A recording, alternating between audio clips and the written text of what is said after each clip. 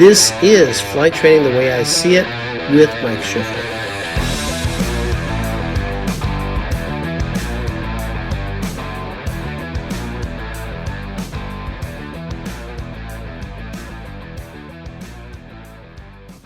Hello, everybody, and welcome to another exciting episode of Flight Training the Way I See It. This is a podcast all about flight training, and this is the March 2025 episode. And I wanted to welcome you to the podcast. If it's your first time, definitely welcome. I know some of you have been around for a while listening to us. We have some other things we do, which I'll talk to you in a little bit, other things you can attend. But this is the podcast you found somehow.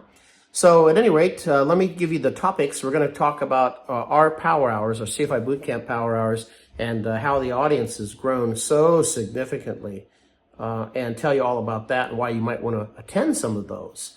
The other thing we're going to talk about is I did get a clarification email from the FAA about the IPC. So I was questioning some things there, and they actually responded to me, and I have that, and I can direct you to what it means, what to do. We're also going to talk about MOSAC. That's the modernization of a special airworthiness certificate, and that may very well become law during AirVenture of this year, July 2025. Look at that. That'd be interesting.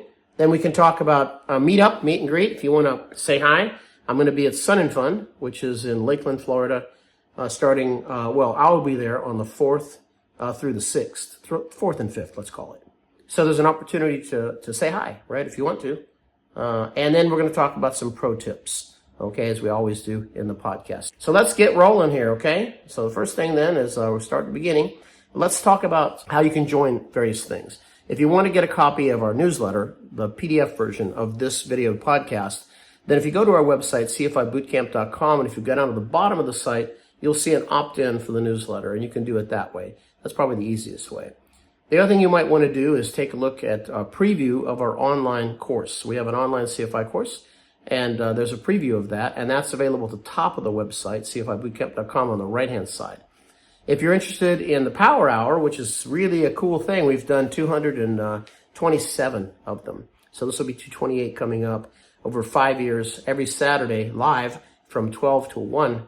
Then you can sign up for that as well. And that you'll find, there's a banner at the top of the website. It's a blue bar. And you have to be on a laptop. It does not work on mobile. And if you click that, it will deliver you to the Power Hour registration page. And if you do that, you get an email during the middle of the week saying what the topic's going to be, and if it's wings credit or not, because most of them have wings credit. And then there'll be an email an hour before the show starts, and then just as the show starts, so you don't miss it, okay? So you get reminders of that.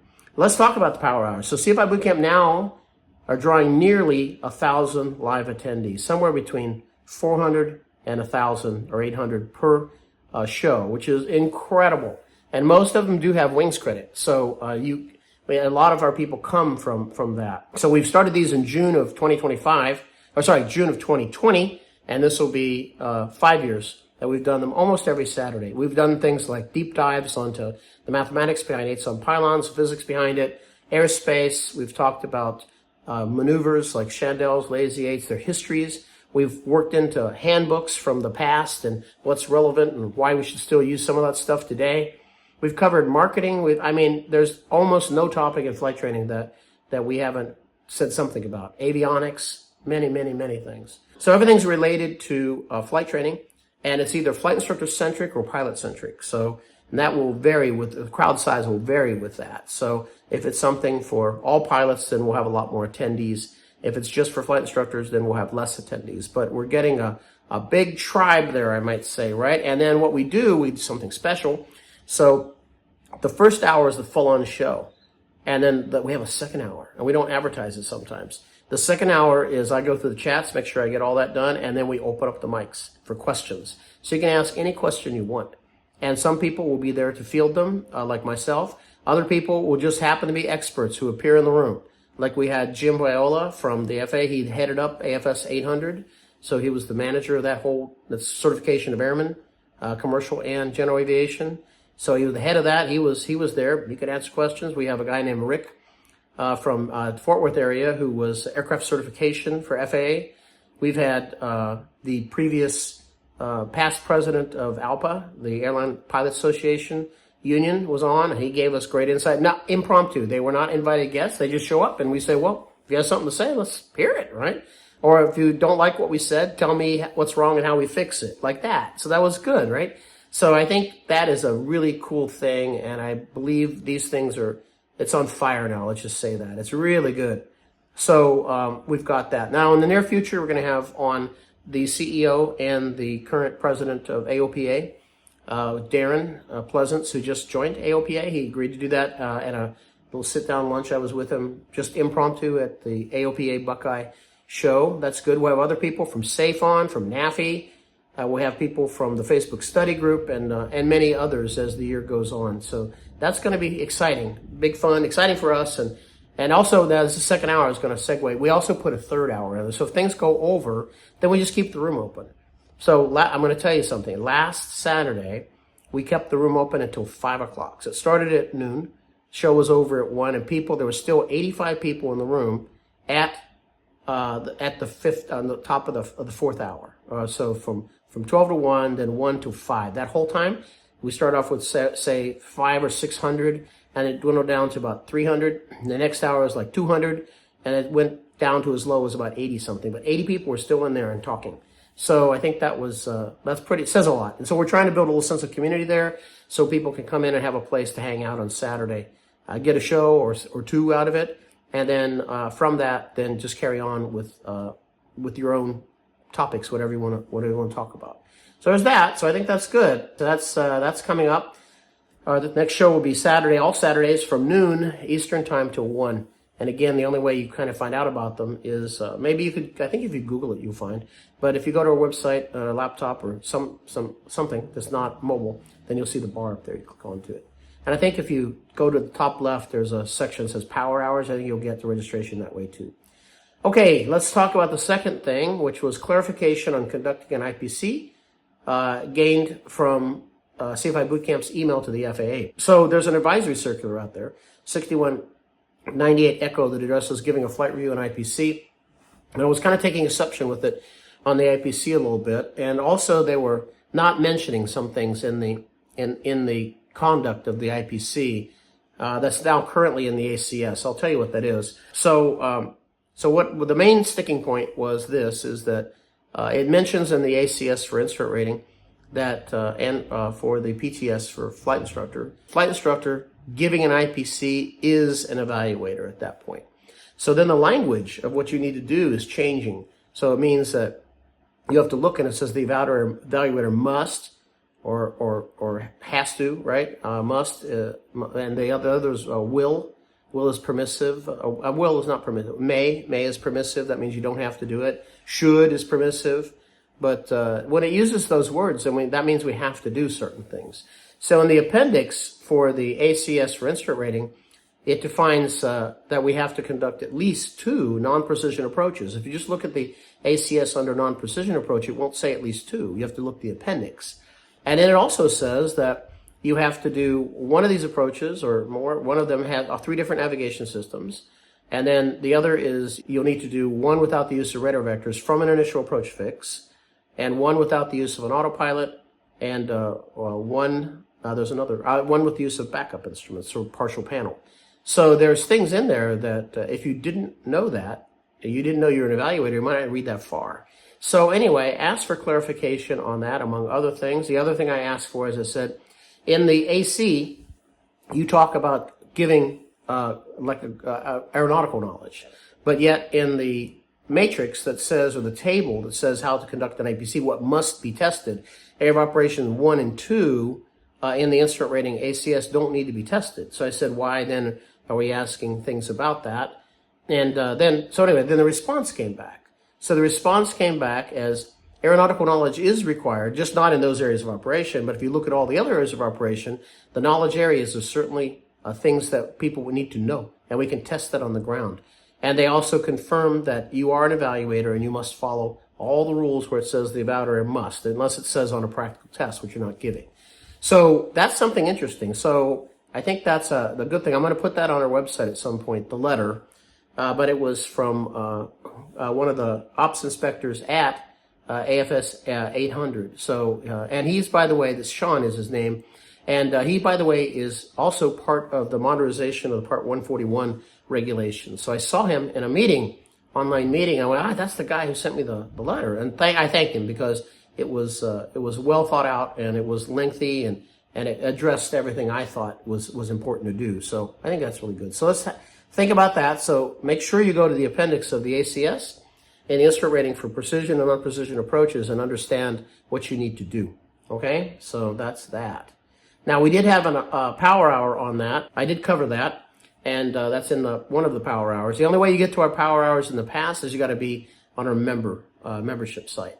And so you can go to our website, CFIbootcamp.com, resources, Bootcamp Plus, and it will give you a 7-day trial even. You can try it out. Test drive it. You get all the power hours from all the years ago. And a lot of them are highly relevant, with a lot of very specific things to talk about. For example, you know why the steep spiral is started upwind? It's the only maneuver like it. All the other ground reference maneuvers have a ground reference component to it or started downwind. Why? So you got to go all the way back to the 1965 Flight Training Handbook. But we went through that handbook in detail once, and we hear a lot of the whys. And the why, by the way, was after you've done it enough times, after you finished it, you should be straight into the landing runway. That's the reason for it. So that's that. Or you could be high, and you could make a modified pattern is what the reason for it was. Okay, so there's that. All right, and the next topic down is going to be MOSAC. So MOSAC is a modernization of a special airworthiness certificate. And basically, it's a rewrite of some of the specifications to qualify a light sport airplane, what the qualifications are, and that then affects the privileges of a sport pilot, what they can fly. So essentially what's going to happen is they're going to modify the rule. So it's going to be changes to that. And the changes are going to be kind of like this. Number one, sport pilots can be able to fly bigger airplanes. The gross weight's currently 1,320 pounds because of the stall speed. Well, they're increasing the stall speeds now. So up to 54 to 58, which means you're going to be able to fly things like Cessna 172s, 182s, perhaps Bonanzas, retractable landing gear, constant speed propellers, the whole thing. No twins and no IFR, but this becomes a national license that's quite useful, right? So it's quite useful, especially flying airplanes like that. So that's one thing that MOSAC is going to bring. The other thing it's going to include night privileges at some point. Now, whether that be a separate rating, which I think it will be, or baked into the sport pilot certificate, you're going to be able to fly at night, which you currently can't do. So the other thing is there's a provision, we don't know will be approved, but probably to carry an extra passenger. So instead of one passenger, maybe a two. That'd be kind of good. And of course, you could be able to fly now complex retractable gear, controllable propeller, high performance airplanes. All that will be on the table, and I think that'll be great for aviation. Also, if you don't know about the sport pilot certificate, once you have one, whether maybe you got rotorcraft or something else, or you come into an airplane, you don't need a DPE to add the privilege. So you just need 2 CFIs, one to do the training and the other to do a proficiency check per the PTS, which is the current PTS for the sport pilot. And if that's passed, then endorsements placed on logbook, paperwork goes off to FAA, and you have airplane rating now, or helicopter. So it's just 2 CFIs, no DPEs. Now, this has the potential to open up the market for sport pilots to fly more capable airplanes, like Cirruses even, right? So there'll still be no requirement for an FAA medical for this certificate. So a driver's license is all you need. So hopefully by AirVenture, that's what I was listening to a NAFI, it was called Mentor Live presentation, where a speaker who's connected with all this was talking about. And anyway, he said the FAA is hell-bent if they can do it, if as long as they get through the current administration, which that for every regulation that you wrote, you needed to take away 10. But because all this is enabling, none of this is being restrictive at all. There's no restriction. Nothing here gives you less than. It gives you more than. So they don't think they have to go through that. And so they figured they're going to try to get it out in the Federal Register by AirVenture, which is in July of this year. And that would be something to see. And we have more to say about that. You're going to see a spike in business with that, because what you're going to start seeing is you're going to see people transitioning from rotorcraft, from the Army, from other places, have kind of low amounts of time, 700-800 hours, who are going to get ATPs in airplanes. And they're going to need to build time. And they're going to need to log PIC time. And currently the way you only can do that is if you're solo and with an endorsement. But if we get you a sport pilot certificate, 2 CFIs, right, then you can log PIC time during instruction the whole time once once we get the sport pilot certificate privilege issued to you. So a little bit it's not off topic, but I have a lot more to say about that as it gets closer to July, because we'll need to queue up for that, okay? Okay, and then I will be, next topic, I'm going to be at Sun and Fun. Ooh, in Lakeland, Florida. I'm going to stay at a place that's near the Longhorn Steakhouse, which I like to go to there. I just go there. I'm only going for 2 days, so just go to that place and walk back. Nice little walk, come back, good. So I'm going to be there at SAFE's booth, Society of Aviation Flight Educators, safepilots.org. And I'll be hanging out in the booth there. It's Hangar B. So there's a bunch of hangars there. They're purpose-built for exhibitions, right, for these kind of things, for Sun and Fun. And it's going to be booth 80 and 81 is SAFE is going to be in there. So I'll be there. And I do also have a monthly, you know the monthly podcast, but we do the Power Hours, and I also have a YouTube channel. CFI Bootcamp has a YouTube channel, which you see a lot of our content on. So if you want to stop by and say hello, we always have people come by and say, I'm in the Power Hour. I've been with it for 5 years, and here I am. That's totally fine. Love to see you. Like to talk to you. So stop by. We're also going to do that show. The Power Hour is going to be live from SAFE's booth because they have a dedicated 100 megabit down connection. It's going to be noon to 1 Eastern time on the 5th of April. And then after that, I'm going to give a talk at the CFI Roundup, which is sponsored by SAFE. It's in the Prop 75 room on the airshow site, Sun and Fun. And we're going to have Sporties talk for a little bit about something they're developing or coming out with. And then the FAA's 141 modernization team, a representative or so from there, will talk about that. And then I'll talk about flight training, CFI training, and differences between how we train and what we do in the field, like some disconnects and how we can overcome some of that and how we can make better CFIs, right? That I'm on all about doing that, right? And then David St. George, Director of SAFE, will speak about some more advanced topics like the disconnects between what I said and how to fix those. And then there's going to be a panel called the Wizards. I guess I'm going to be a wizard, I guess, right? And so we'll have a panel of people there, and then it'll be a Q&A, and they're going to serve ice cream of both. It's like an ice cream social. That sounds funny, right? But hey, it can draw a lot of people. It's going to be hot out there. It's Lakeland in April. It's not the garden spot anymore. It's getting to that time of year. Like today, we have thunderstorms, right? It just first of the season, kind of, right? I don't remember any up until now. All right, so that's kind of what's happening. Now, I'm going to arrive on taking the Brightline. It's a high-speed train from Miami up to Orlando airport, and then somehow get from there to the show. And so my plan is to get to the show about 1 o'clock, 1:30 on Friday. So Friday the 4th. And then Saturday all day at the show and in the booth mostly, except for that when I have to do the show, the Power Hour, I won't be available to talk to anybody from 12 to 1. And then I have moderators to take hour 2 and 3 of the after show, right? The community show, the open mics. So I've got that covered. And then I have to leave about 3:30 to get over to the Prop 75 room to be able to do the presentation and to be part of the CFI Roundup that's over there. So I'll be that way. And this is all free to you. Now, to get in the show, you have to pay. I forgot how much it is. Maybe 40, 45 in this region. But the show and all the stuff I'm telling you about is free. If you want to stop by the booth, I'll be happy to talk to you. Now, I'll leave on Sunday, the next day, at about, the train's at 11. So I have to leave the hotel by 9:30, 9 o'clock. All right, let's talk about the pro tips so we can get out of here. If you're in your car or wherever you are, you're like, hey, wait, don't stop talking. I still have another 15 minutes. We're not going to be 15 minutes. We're going to be about another, 5 to 10 at maximum, okay? We'll get you out of here by 25, 30 minutes for sure. Okay, so pro tip number 1, this is about taxiing. It's a good tip. When you're slowing down during taxiing and you need to come to a full stop, you ever notice that sometimes people they push the brakes really hard, back and forth you go, like rocking back and forth, lurching it's called. So I'm going to tell you how not to avoid that. So your taxi is going to be smooth at the end, right? So what you do is apply the brakes like normal, but then as you get to where you're going to be and you're slowing down, just before you come to a stop, release the brakes entirely and let the airplane just coast for a second. And there'll be no lurching and it'll be smooth as silk. So that's pretty good. You'll get good at this after you practice a little bit. All right. Number 2, pro tip. One hand on the throttle, please. No two hands, none of that stuff. That's for jets and other things. It's not for a piston airplane, a training airplane.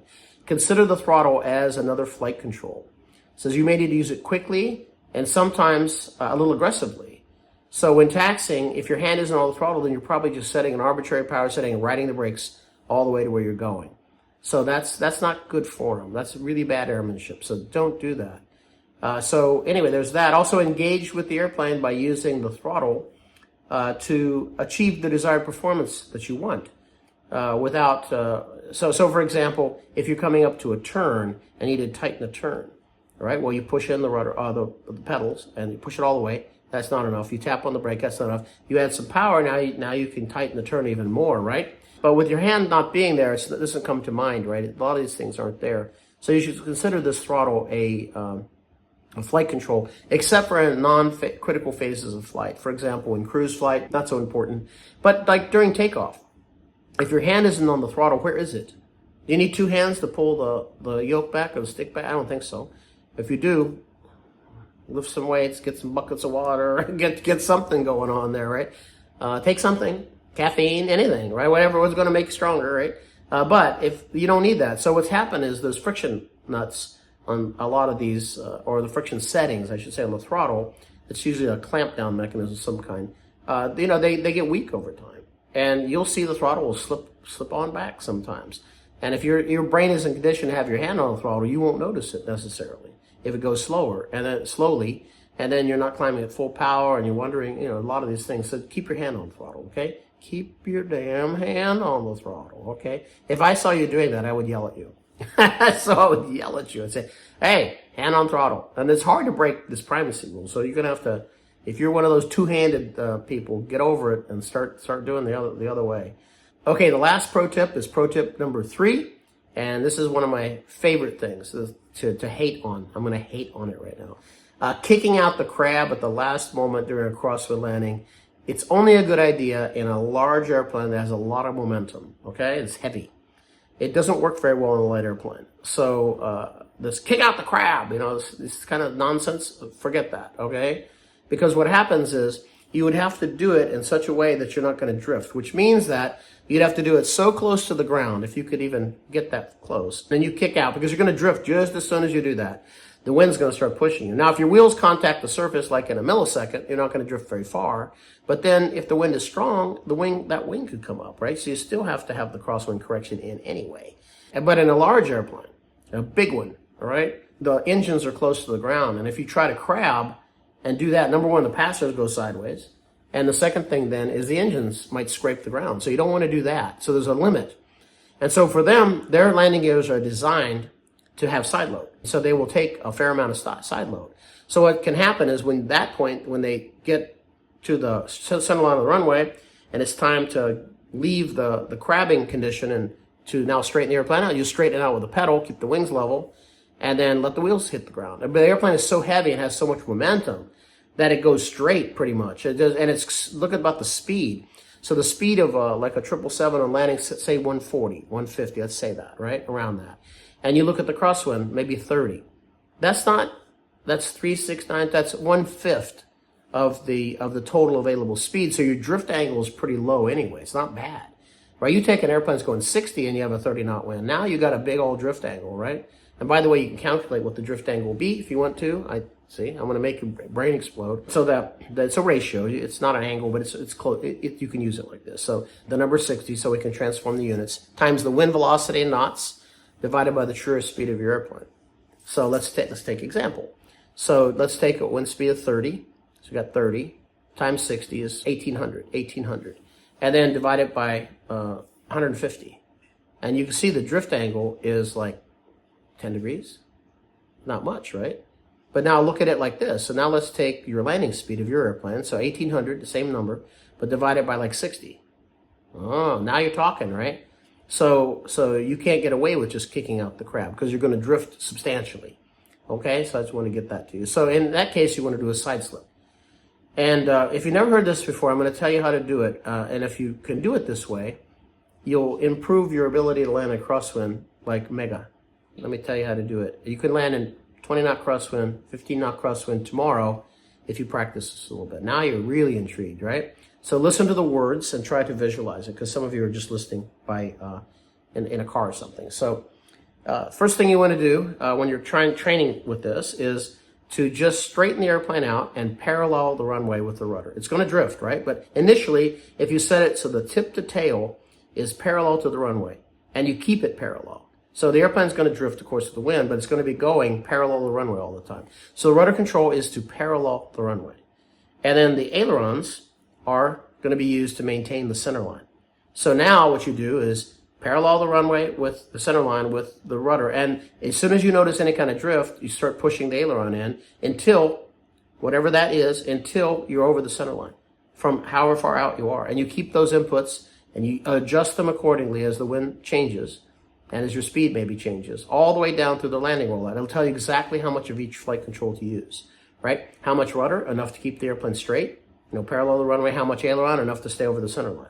Because if you drift, you need more aileron. If you go the other way, a little too much, right? So that'll tell you how much of each flight control to use.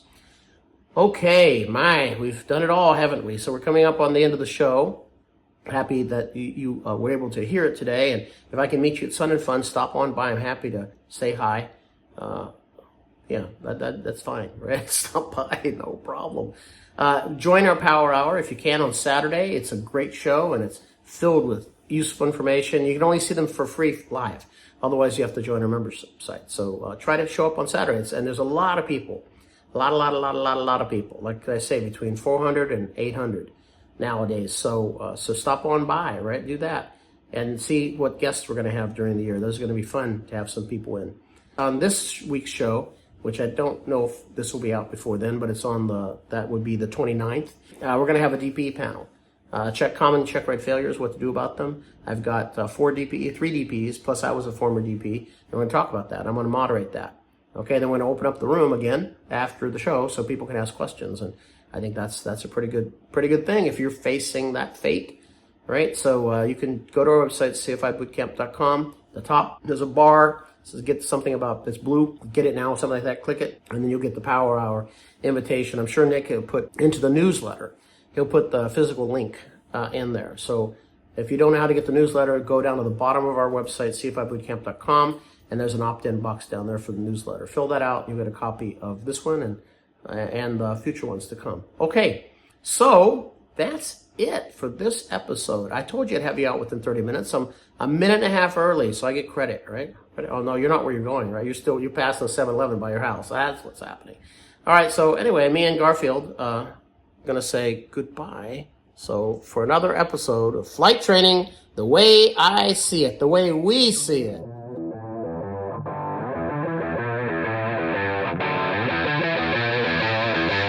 This has been a production of Flight Training, the way I see it. News, tips, and opinion.